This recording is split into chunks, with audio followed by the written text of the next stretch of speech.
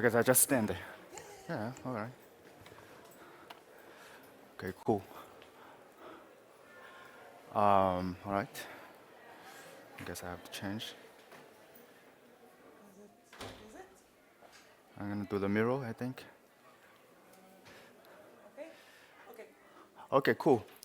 All right, thanks everyone for joining. I hope I'm gonna entertain you for the next hour.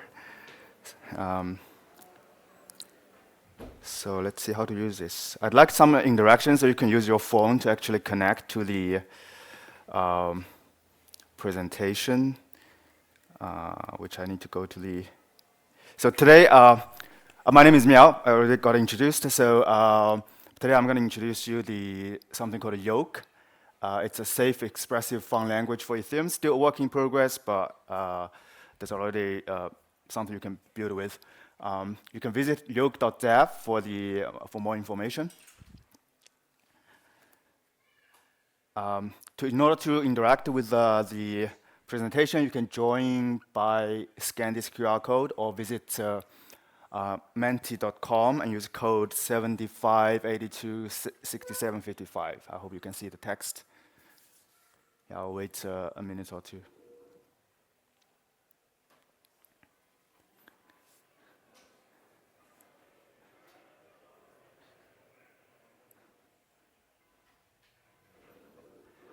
Okay. No more? I can't see how many people connected, actually.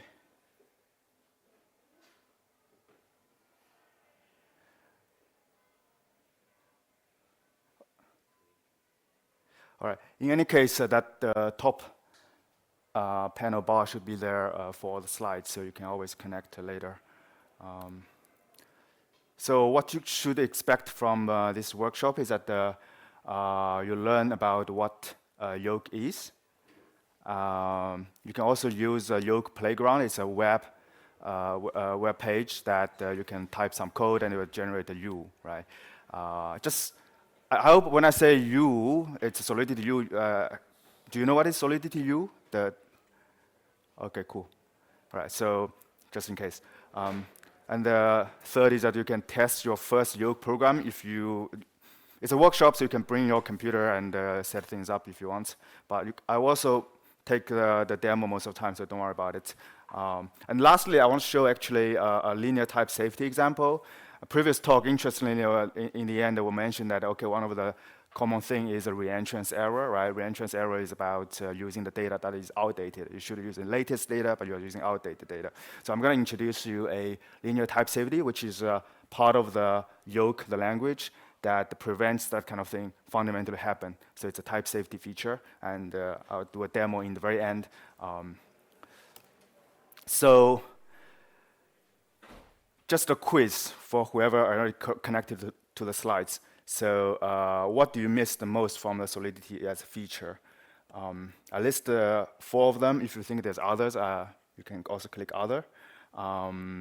Then I'll ask who clicked other. But the first thing is ADT, or the text is here is too small. I can't put the full phrase, but ADT is an algebraic data type. Pattern matching is probably more known, right? So pattern matching on the ADT. Generics, which Solidity promised us since I don't know when. I think SolidityCon, I don't know who went to the SolidityCon 2023, I believe. And they mentioned generics is going to come, but I don't know when. So metaprogramming, I mean, if you're a Rust user or C++, and they have Rust has macro and C++ has a template programming, right? These are kind of metaprogramming techniques, meaning that you can generate program with a bit more higher level meta programming approach. Fancier types, that's something that the Yolc that kind of have, thanks to the underlying technology it uses. Okay, so what generics? Many people want. I'll show you example how generic is done in Yolc. Cool. Okay. Just another question, if you don't mind. Do you apply functional programming to your work? Yolc is a functional programming language. I didn't mention that, but Just want to mention that again. So I use a functional programming language daily, or I use functional programming mindsets daily, or I've heard of it, but I don't use it, or you want to know more about it, or in the end, you think it's a waste of time. It's a fair thing to say also. All right. Looks like we have the right crowd here.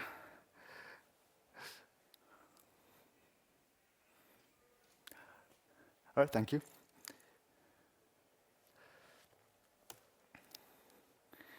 Last question, I promise. So, how much do you know about Haskell? I didn't mention Haskell until now, but this is the last question. Are you experienced about it, meaning that you have a daily work that actually use it, or you have never tried, or experienced hobbyist, or kind of know from university time maybe, or heard from somewhere else, or you watch Computerfy, which there's one guy always mentioning Haskell, right?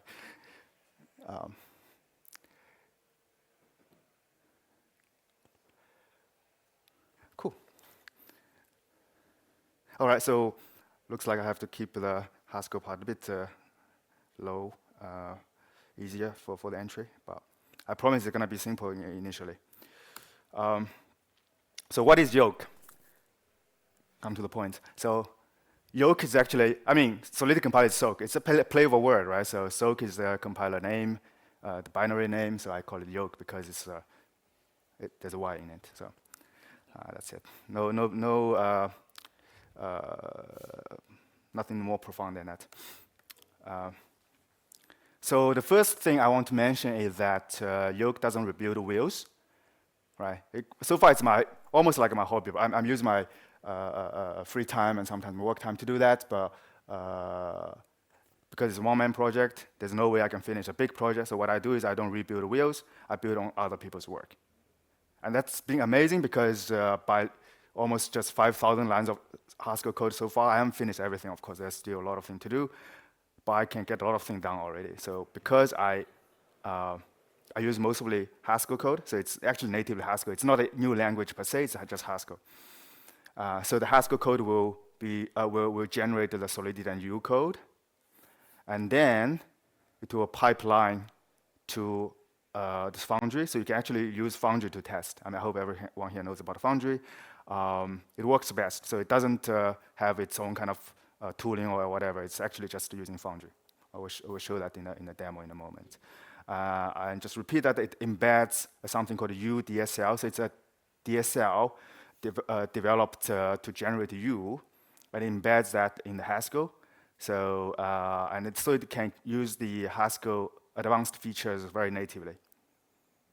So you don't need to learn, and it's not about. Most people need to learn Haskell because it's a niche language. But at the same time, I don't need to build the entire language because everything from Haskell is available for this language. So that's the advantage of embedding the DSL in the Haskell, right? So I'll give more intuitive understanding what is that in a moment.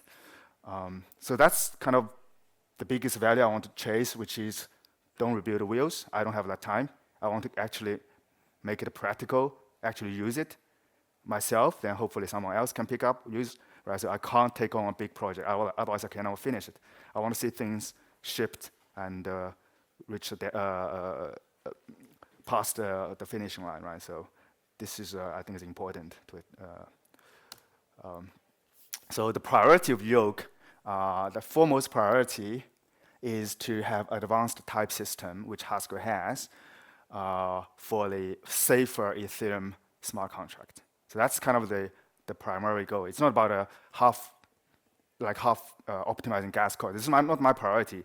Although people usually ask me that first when I say, "Oh, there's a new language. Oh, how about the gas cost?" Okay. First of all, it doesn't generate garbage code, so it's fairly efficient in a way. Anyway, but I don't take that as priority. I might measure it or something, but it's not a priority. Priority is to use the advanced type feature in order to build safer Ethereum smart contracts. Secondly, it provides practical smart contracts examples. So I want to build examples so that to show people you can actually now already, well, not now, there's still rough edges, but sooner or not later, because I'm doing it every day to make it happen, and providing the smart contract example to show people that you can already use it to build smart contracts. Right. So practicality is my second priority. The third one would be more concretely the feature parity with what Solidity has in this quarter. Right. And it's not an experiment. I just want to emphasize that. So my intent is really about making it a practical choice that is feature parity with Solidity, and also has a lot of advanced type level features. So that's the priority of Yolc. Hopefully today I can demo you some of the early aspects of that. Current status. So it currently works end to end. So it goes from Haskell code to Solidity U code, then wrapped into a Solidity code. Then you can test in the Foundry. You can build it in Foundry, you can test in the Foundry, and you can deploy it with Foundry. So end-to-end it works, right? I have a main example today we'll show. It's a minimum ERC20 with minting. The minting has linear type safety. I will show you that the reentrance error cannot be built with this approach. And I'll explain you why in the end. There's a lot of rough edges, so don't expect it's kind of work perfectly now. And as I said, it's Q1. I have 2 months to fulfill my promise. But overall, end-to-end is working. So that's the current status. I'll just show you that quickly that not only end-to-end is working, you can actually already try it, right? So I'm gonna just jump around a little bit. So you can visit yolc.dev. That's your entry point. I don't have time to write all the docs and blog posts about everything yet, but I'm catching up. There's a GitHub repo. You can click here, and there is a metrics room. So if you want to get connected later and ask questions or try it out, join the metrics room. Just go to yolc.dev and click the metrics room and join the chat. I will be there quite actively. All the social links and all the links are available from linktree/Yolc. So all the links I have gathered from to the link tree. Okay, so I'm gonna go back. All right, so lastly, what the Yolc wants to become. So there are 3 values that I emphasize. Foremost is safety. I think it's not about providing another language just to work on your EVM. I'd like to provide something unique. And I think a safety that's provided by the Haskell language itself can be of very great value. Right? That's trade-off, right? It's a niche language, not many people know it, and it may make things harder when you have to enforce linear type safety. But the trade-off is part of the process to discover if this is the right thing for Ethereum. Secondly, it's about expressive. Haskell is a very high-level language, has a lot of type features, and has a lot of language feature that allows you to write a very expressive language expressions using it. And Yolc embeds itself in the Haskell. Yeah. And lastly, I hope it's fun. I believe that if you can write code that you know it's safe, right? You don't have in your back of mind, okay, something might go wrong or something. Right? I hope it's gonna be a fun experience. Right? So that's kind of that's kind of introduction time. I'm gonna show you a couple of demo. I just wonder, like, what's the 40 minutes, give or take. Okay.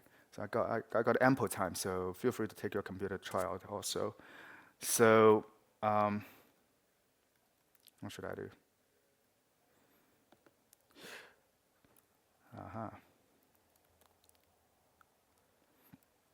So if you could go to yolc.dev, you can click the playground. Actually, I have a web version of the compiler that you can just generate the U code by type a Yolc module. This may look intimidating for now, but I will delete most of the things and let's write a couple of simple expressions. That will be easier. So all you need to do is write a valid program, and you click this button to send to the server, and it will compile it and generate the U code. Let's see. It takes a while because it does a lot of things. I don't have a powerful server running this. So as you can see, the left side is Haskell code. Is that big text enough?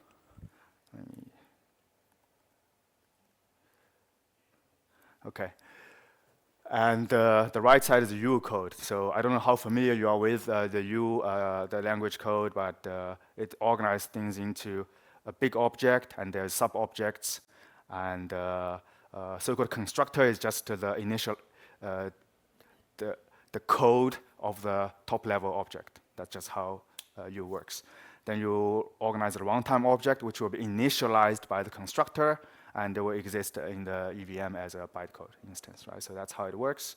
Most of the code generated are similar to what the Solidity would actually generate. This is most of the code are actually, I took how Solidity generated code and does the same. So there's a dispatcher.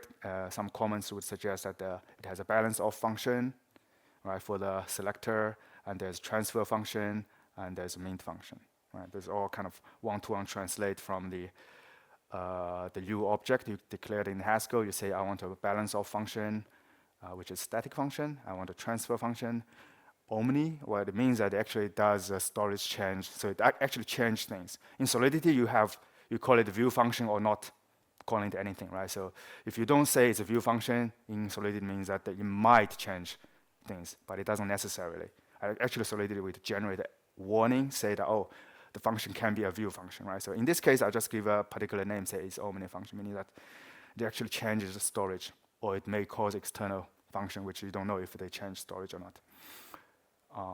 So you declare 3 functions, and then it will generate code. And the rest are the code generated, right? Let's not read into it, it's just a bit of noise. So that's a quick demo of using the playground to just try it out. I'm going to show another demo end-to-end, then we'll go into writing a few expressions. I'm going to use Visual Studio. I don't use Visual Studio that much, so I might have some setup issue here. What I want to do.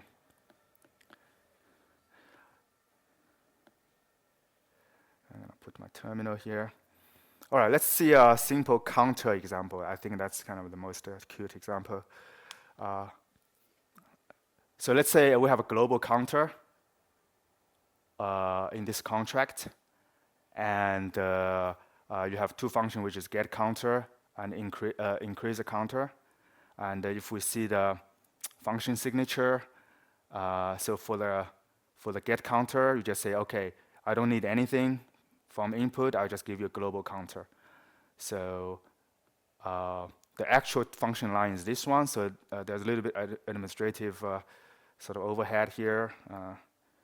But let me just explain line by line. So in Haskell, you declare the function signature in a separate line. Actually, it can be moved anywhere, right? I can move to here. It's still valid function. It doesn't matter where you put it. But the convention is that you put as close as possible to the function. So to read the signature, it means that it's a static function that gives you an output. Because it's a global counter, the global counter is referenced to by a string. So you probably know this technique that you can k-chuck this string and generate U256, so it becomes your key in a random space of the Ethereum storage space that you can use it to store your information, right? So what you do is, okay, I want to get the counter, and I'll get a result of type of U256, right? That's kind of what function does. Okay, so there's a little bit noisy syntax here still. I'll not go to the detail, but those are just copy-paste. You can do it just repeatedly. I'm still in the process of refine most of the syntactic sugar stuff, so hopefully some of them will go away. But this is a lambda expression, but maybe I should use maybe let's use JavaScript as an example, right? So JavaScript, you will say, oh, this is take a U, and you say there is doing something with that, right? So in JavaScript, it's a fat arrow with the brackets. That's kind of the lambda expression. But in Haskell, it's a slash. Because on your keyboard, you don't have lambda, so they took the backslash as the symbol for lambda. So it actually means lambda. If you want to go fancy, you can actually use Unicode, and Haskell compiler allows you type lambda literally, but you have to have input method actually looks nice for that. In fact, my Emacs, just to show my Emacs actually renders that symbol differently. So I actually use slash, but Emacs, my Emacs renders differently, right? So they're the same thing. Anyway, so increase counter, similar thing. You take an input, say I want to increase counter by a number, and well, there's some linear type safety stuff that already in a way, because it makes the code probably a bit more verbose. But the idea is simple, that you take the input, say the user say I want to increase by a certain amount, and you increase the current value of the storage and store the new value to the storage. Right. The syntax still a bit raw, but things will be improved. So how do we test that? So let's do a TDD session. Right. I'm going to go here. I'm going to change the demo. Yeah, that's all right. So what happens is that this counter module is compiled to Ucode.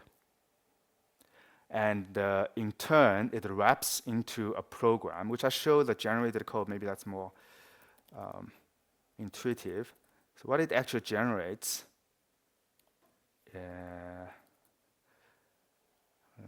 let's see, where is it? Contracts, right.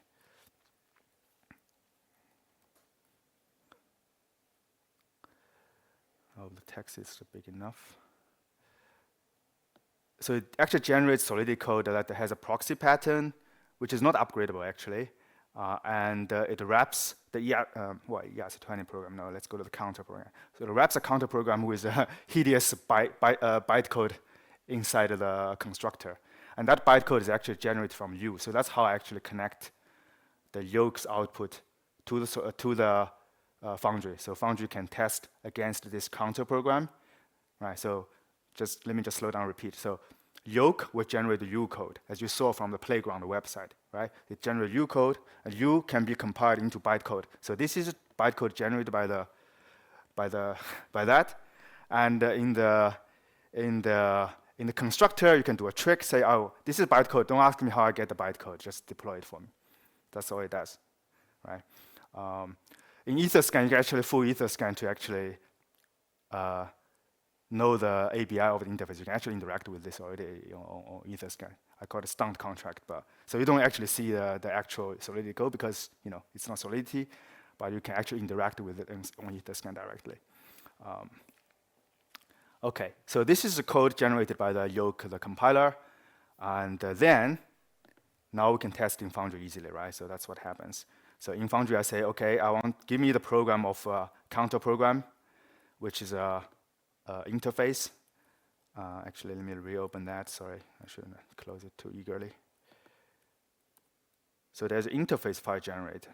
Where is it? So counter program has two functions. One is get counter. One is inc counter. And the storage designation is correctly assigned. So get counter is a view function, and inc counter is not a view function. So they don't have a designation, say it's an omni function. But so be it. Right, so this is the interface you can work with, and there is a free range. Solidity called free function, so you can just put a function in a global level. You can use it as a sort of factory function in a sense, right? So that's the two functions you need to import from Foundry. So in the test program, I say, okay, it's a Foundry test. I'd like to have a counter. In the constructors, I say, okay, create a counter program for me. Right, you just call that global function. And I want to do two tests. One is test the default value of the global counter. They are 0, trivially. Right, but how about let's test actual functionality? I say, okay, let's increase counter by any number within the range of 0 to the power of 32. Increase the counter, and let's get a counter, see if it's equal to A. Luckily, it should be, right? But if I do it differently here, okay, I say is equal to 0. It will fail the test, right? So let's do that. So that I didn't save yet. Let's see the succeeding first, so you know that I'm not bullshitting here. everything's actually connected. Okay, everything passes, actually runs 2 tests, but the counter test is here, test global counter and test global inc counter. So now let's do a save. It should relaunch everything and rebuild the retesting foundry, right? There you go, right, trivially. Nothing fancy here. All right, that's a counter example. It's trivial. But ERC20, okay, we have a similar thing. Now we can open the ERC20 test. What did I test here so far? All right, so ERC20, I'm not going to explain all the detail of the program for now. In the end, I'll explain the linear type safety. That's the interesting bits. But the same pattern applies. So what happens is you can have the ERC20 program interface. Let's see how it looks like. Let's go to the generated code. Here you go, you have the balance off, you have a transfer, you have a mint. It's very, very minimum just to show the case. It doesn't even have approval, so don't ask for it for now. So the balance off is a view function. It gives address and transfer functions from to amount. Mint function is amount, address, and amount you want to mint to that address. Okay, so I only have 1 test, but it's good enough, I guess. So I want to test two tests. One is I want to make sure that the balance off is a view function, so it's rather just a compilation time test if it compiles. Because I say this test case is view, but if this generated function happens to be not view, then it's an error. So I would that was for testing. But the interesting test here is I want to test mint and transfer, right? So on the mint X amount, Y amount. I hope you are familiar with how foundry does fuzz, so I skipped that. Okay, so you generate any X1, generate any X2. You say this is the amount I want to mint for both Alice and Bob. As Bob just from some random addresses. Then you test the balance changes when you do minting, right? So first I mint for the Alice, and then we test the balance for Bob, right? So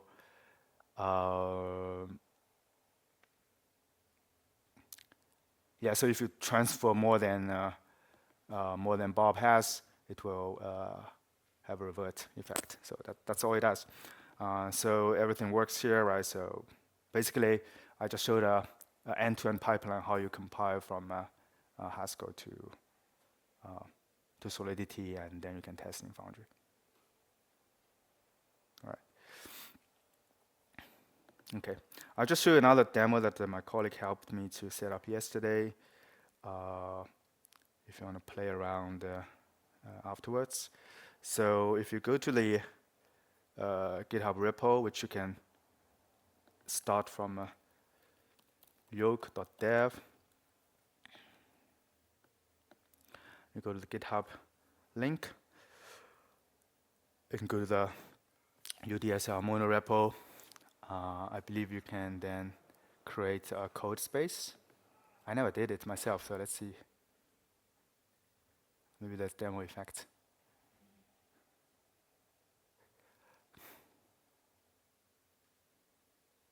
Have anyone used code space here? No one? Okay, it's actually very cool. You know, for this kind of demo, you just launch a Visual Studio Code, VS Code in your browser, right? It's neat. So,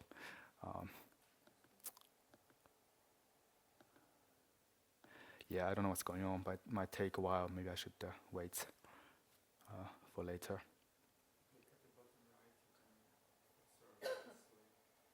Excuse me?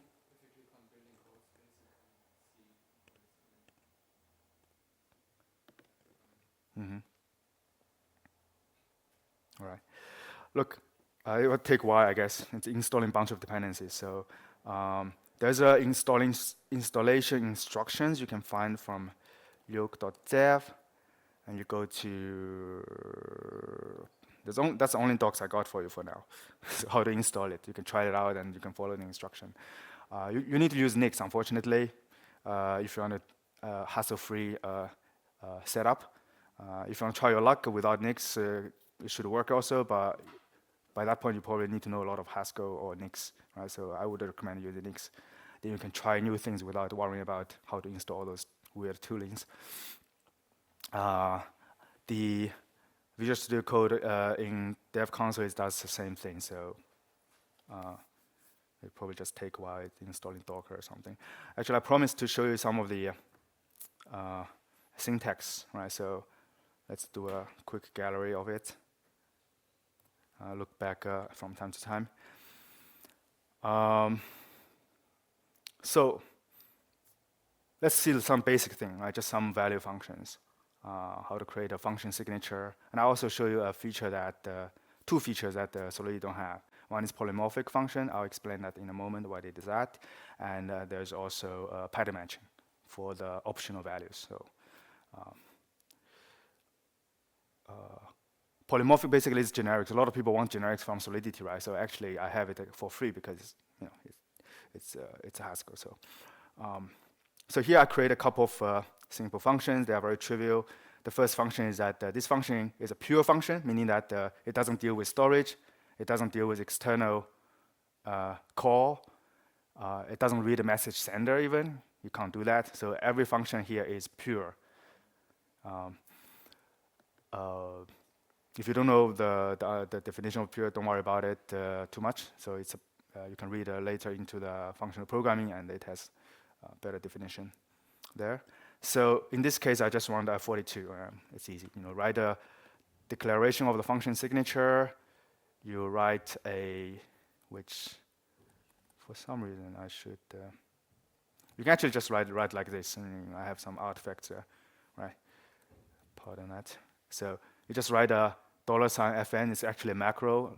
I'm using Rust term, but it's actually a template Haskell that generates a few boilerplates so that you don't need to write things like this, right?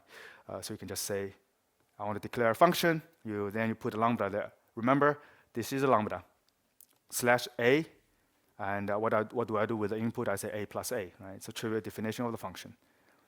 And then you have multiple version of it. You just say, okay, I need a and b. I say a plus b. Then I have a, b, c, and a plus b plus c. Right? So it's pretty trivial. I have plus minus multiplication all down with the safe version and the checked version, but I don't have division for a reason I'll mention in a moment. But it's trivial to implement. But there's two types of division. When it comes to negative value, you truncate to the 0 or truncate to the negative infinite. So there are two types. So making that choice made me say, okay, I'm not going to do it now. Maybe after this talk, rather. It doesn't take much time. I just didn't do it yet. Okay, so that's the trivial, just define a function. But how about I want to call those functions that I define in another function, right? So I say, okay, similarly, I have another function, but I don't embed a value. I just say I want to call another function which give me the value, right? Similarly, I'm gonna just wrap the other function. I call the other function, give me a, and it may look weird to you that calling a function you have to use a function name. I don't have an operator for that yet, not my priority yet, but the code can be shortened when you have maybe some operator, so you don't need to worry about all this syntax noise. But yeah, very trivial so far. All right, so you call the other function with a, b, c, a, whatever, right? We saw that we can test in Foundry, but I can actually test everything in Haskell. I don't need to test in Foundry at all, right? Because everything can be evaluated. So I don't go to Foundry. I say I want to evaluate these functions directly in Haskell. So I actually use the grandfather of fuzzing, which is a quick check in Haskell. It was the original one. So I say, okay, I want to choose an integer between 0 to maximum U32 value, maximum bound of U32. And with that integer, I want to test all the functions with sort of fuzzing, right? So I call because I know the spec, I know what behavior to expect. So that's kind of the test case directly. So you don't have to test in Foundry, but usually you should, because ultimately it's about working in Ethereum, right? So ultimately you have to test end to end, right? This is just see it as a sort of unit level of testing. So test before it goes to the system level, right? Okay, here's the not so great syntax yet, but I show you that I can create a polymorphic or generic full that does that takes 2 arguments. Let me just reformat a little bit so it looks nicer, hopefully.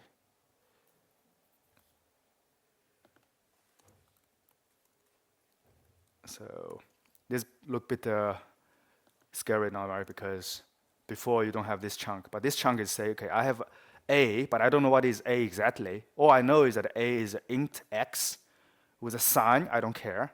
It can be signed or unsigned. With n number of n bytes, which I don't care. Can be 1 byte, can be 32 bytes. I don't care. And I want to say that okay, if you give me s or n, I want it to be valid int x because I can't do directly yet in Solidity. In EVM, 512 bytes, right? 60. What I'm talking about? More than 256 bytes, right? So there has to be a constraint say that the s or the n you give me is valid. That's all it says here. So this is constraint applied to the variable. So now I have any a that is valid int x. All I want is I want to multiply by 2. For the x, the first variable, right? Remember this is lambda. And I want a plus for the second variable, right? So it's a generic function. I can actually instantiate it with U8 or I32 or 256, anything, right? So in fact, it will have different behavior now because when it's U8, you have a maximum bound. It will actually revert if you're out of bound, right? I have out of bound check. It's all checked, right? So lack of time, so I'm not going to show that particularly now. I'm going to move on because I really want to show you the linear type safety. And unfortunately, this thing's still not finished, is it? I have no idea what's going on. Let me just select. Sorry, I'll go to the Visual Studio. Where's my Visual Studio? Yeah. Okay, this one. Okay, I'm going to show you the last pure function syntax. Then I move on to the linear type safety. I think that'll be good for today. Leave some question time also. So one thing in many general purpose language that more than enough that they have is pattern matching, right? Pattern matching is about a case selection. In this case, what I have is a maybe number, right? Let me give some. I don't know if I don't think there's anything in JavaScript I can mention. I don't. Maybe here someone knows about TypeScript, but in Java or C# I believe it's optional. I believe in Rust also optional, right? But Haskell has a different word because it's older language. It's called maybe. So when you see maybe U8, basically you are seeing that, okay, I have a number that is 8 bytes, but it's optional. It might not have any value. I don't know, right? So I want to have 2 inputs. One is optional U8. I want to return a U8 always, right? But I have to do error handling. So when the U8 doesn't add up, right? Because what I do is that I say A plus B, but A plus B could revert if it's a normal U8. So there's always a checked, so there's no unchecked variant of these things. I don't like unsafe code. So, but if you don't want to revert, what you do is that, okay, A plus B, but I want to match different cases. Just means that, okay, A plus B succeeded. I just return X. But if it's overflows, then I got nothing. But I don't want to revert, so I say, okay, if it's nothing, I just give you a 0, right? So that's the kind of the pattern matching you have in Yolc already. So I have test code say, okay, I have U8 arithmetic. I say 255 plus 1. Well, it's overflow, right? 256 doesn't fit 8 bytes. So instead of revert, this function will actually return 0. Right. Similarly, 128 plus 128, it will revert. But this function handles the case, right? This is just one example of pattern matching. The pattern matching is native to Yolc, so in the future you can have, I'm just do a expansionary thought experiment, just show you more power of it. So let's say you define a data type, say swap order, right? There are two types of swap order, right? How about one is market order, amount, quantity, right? Quantity maybe. But the same swap order data type, I want to also express the limit order, right? Maybe the quantity is the same, and I need stop price, limit price rather, limit price, and I want expiration at. So this order should expire, right? So with this, you can actually use the same data type for the program, and in the program you just say match the swap order. In case of market order, I do this. In case of limit order, I do that. So that would be the pattern matching. And how does it work? Well, actually what it does under the hood in a safe way is that you would convert any of these options into a bytes stream, array of bytes in EVM, and you add a tag in front to say, I want to choose between is a market order or limit order. You can do that in Solidity, but manually, or you can do that. But with this, everything is abstracted away, so you can actually pattern matching a sum type. It's called sum type, so you can have a choice between is a market order, is a limit order, and you don't need to handle the bytes directly because that's error prone. You can create a lot of bugs if you don't do it carefully. But with this, because the abstraction, if abstraction is built correctly, that's a big if, of course. But if it's done correctly, then the code you can trust much more than you've hand-built your logic there. Right, so that's kind of the power of having higher-level languages, and that's where I want to actually make Yolc to take advantage of all the high-language feature of Haskell. All right, so that's a pattern matching. It's also available. I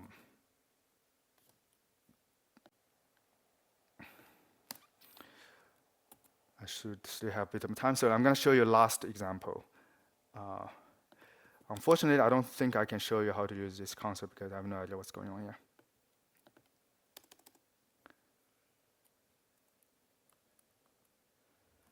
Yeah. All right, so I'm going to show you the last example, which is a classic example of reentrance error. Maybe I don't use Emacs. I'm sorry, just go away. And go to Visual Studio again. All right, so let's see an example that the things can go really wrong. Right, and let's see how the type feature action can save you from that. Right, so let me remove the test. Now I just open a window which will compile the code when I save. Right, so I'll see a compilation error. What I want to is so let's see the mint function. In fact, this mint function I made a fairly arbitrary decision to call external callback called onToken minted. Right. So it's an external function. This can be generated from an interface file, just for your information, right? So you provide a Solidity interface file, then it can generate a binding in Haskell. Say, okay, there is an onToken minted function. The spec is that it's a uint 256, and it outputs nothing. So this is a function spec. Say it's external. It's like interface definition in a sense, right? So with that, what I want to do is that in the mint, I commented the code, right? So let's not bog down to the syntax too much. So I comment as much as possible just to express the idea. So first of all, I want to get a balance of the account, the balance before. And what I do is that I want to add amount of minted token to that owner of the account. Right, that's the second step. Lastly, I call the external program hook. I tell the external program that external to underscore pivot is a naming convention. I probably don't have time to explain that today. What it does is that the to can be a contract, right? So the contract says I'm going to mint for myself some tokens with this amount. And we call it callback. And in this callback, you can do a lot of things, right? But this program compiles because there's nothing can go wrong here yet, right? Because if the external callback does something reentrant, it's not a problem because it's end of the call already, right? So last year there was this happens times and time again. So this is actually similar to a case last year. One of the hack is that if I swap, how about I call the callback before I even update the balance? This is a rudimentary mistake already because reentrance error mentioned too often, right? So I think if you know Solidity enough, you probably don't make this mistake. But still, how about making sure that even if you forget that rule, when the program gets larger, when the state, get more and more complicated, what if you forget a rule? What happens, right? So let's see. What we want to see from the right side is a compilation error with a very specific error message. I can't promise the error message is easy to read, but let's see. So what I do is, I'm going to just call the callback first, then I update the reference, the balance. So what can happen here as a security problem is that the external callback can actually re-enter the mint or do some transfer rather. And the logic error, right? So I think previous talk actually mentioned about stale data. The logic error is that the balance before, let me just annotate in a moment. So this is version 0 of the data. So there's some versioning going on. So balance is outdated, maybe outdated. We don't know because you call the external function. And after that, you no longer know if that value is still safe to use or not. So what a Yolc does is that use a type feature called the linear type safety to make sure that each time you do a potentially stateful update to the world, everything follows should use the latest version of the data. So all the data actually in the type system tagged with the version, right? So now if I save, I hope I see a red, otherwise I'll be embarrassed.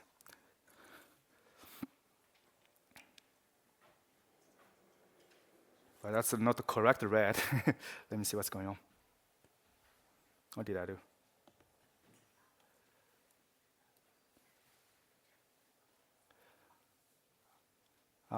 Indentation. Sorry, it's like Python, so it's indentation layout. I made a mistake. I don't know when I did that mistake, but I think it's because it's Visual Studio Code. I have an Emacs habit. Okay, it failed. The error message say cannot match type 1 with 0. So granted, I can make the error message slightly better, but what it actually tells you is that you are using a data of a wrong version. So it's no longer safe to use the balance before. Right? Because the type system tracks, if you look at the Rust, it has a similar thing, right? Rust is about tracking in the type system the ownership of a memory. In Solidity, there's no ownership problem of memory. There's no memory to manage, but we have a state to manage. We want to make sure that the data you have is up to date, right? So this is a type system feature. So this is what Haskell provides that can be used in Solidity programming. There's a trade-off, of course.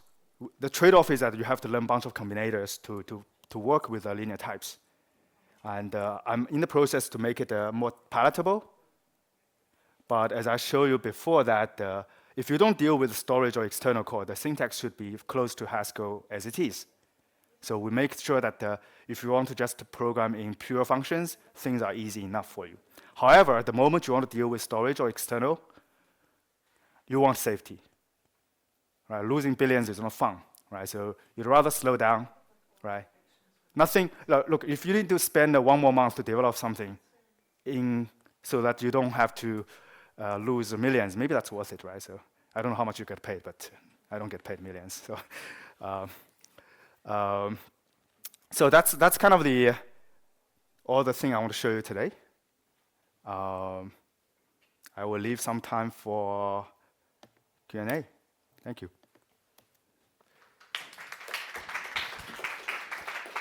Are there any questions? I can bring the microphone around. You must have covered it so thoroughly. You answered every anticipated question the audience might possibly have.